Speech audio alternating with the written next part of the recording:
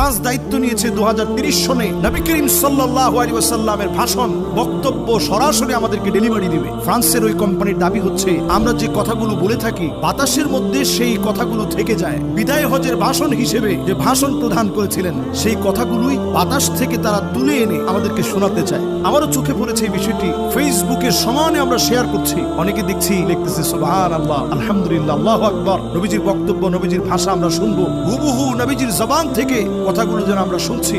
ফ্রান্সের মতো একটা দেশ, যে দেশ সবচেয়ে বেশি নবীজির ব্যঙ্গ করেছে, সারা পৃথিবীর মুসলিমদের হৃদয়ের ভিতরে রক্তক্ষরণ করিয়েছে, হঠাৎ করে তারা কেন স্বপ্রণোদিত হয়ে নবীজি সাল্লাল্লাহু আলাইহি ওয়াসাল্লামের কণ্ঠ আমাদেরকে শোনাবেন? ফ্রান্সের ওই কোম্পানির দাবি হচ্ছে আমরা যে কথাগুলো বলে থাকি বাতাসের মধ্যে সেই কথাগুলো থেকে যায়। এই যে আমরা এখন কথা বলছি বাতাসের মধ্যে এই কথাগুলো সব থেকে যাবে, এগুলো মোছা যাবে না। আপনি যদি একদিন, দুদিন, 3 দিন, বছর, 100, 200, 300, 400, 500 বছর আগে এখানের কথাগুলো অ্যানালাইসিস করতে করতে নবীজি সাল্লাল্লাহু আলাইহি ওয়াসাল্লাম 1 লক্ষ লোক নিয়ে কথা বলেছিলেন। এই 1 লক্ষ মানুষের সমাগমে যে কথাগুলো বলেছিলেন, হাজ্জাতুল ওয়াদা, বিদায় হজের ভাষণ হিসেবে যে ভাষণ প্রদান করেছিলেন, সেই কথাগুলোই বাতাস থেকে তারা তুলে এনে আমাদেরকে শোনাতে চায়। আপনারা সবাই যখন খুশি হচ্ছেন একটু চিন্তা করেন দাজ্জালের ফিতনাময় এই সমাজের ভিতরে কি পরিমাণ ফিতনা হিসেবে এই ফিতনাটা এখন আসবে। রাসূলের কথার ভিতরে নানা কথা তারা ঢুকিয়ে দিবে, রাসূলের কথা বলে চালিয়ে দেওয়ার চেষ্টা করবে।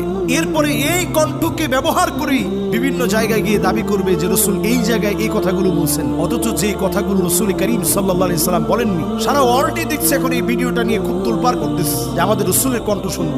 একটু চিন্তা করে দেখেন, প্রযুক্তির দিক থেকে সবচেয়ে যারা এগিয়ে তারা হচ্ছে ইহুদিরা। তাহলে কেন তারা মুসা আলাইহিস সালামের কণ্ঠটা বের করে নাই? কেন তারা হারুন আলাইহিস সালামের কণ্ঠ বের করে নাই?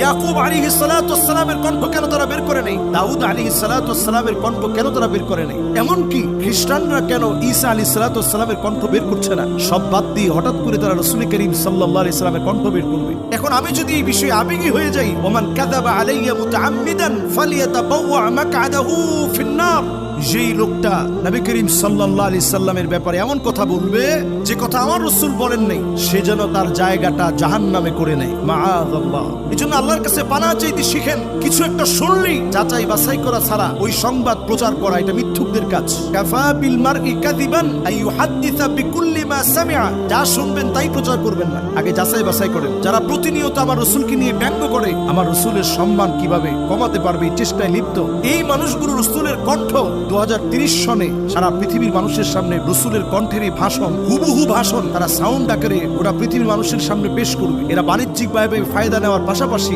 ওরিয়েন্টালিস্ট হওয়ার কারণে নানাভাবে মুসলমানদের ক্ষতি করবে, ইসলামের ক্ষতি করবে। এজন্য এখন থেকে আমাদের সজাগ সচেতন হতে হবে, কোনোভাবেই তাদের এই জাতীয় কর্মকাণ্ডের প্রচার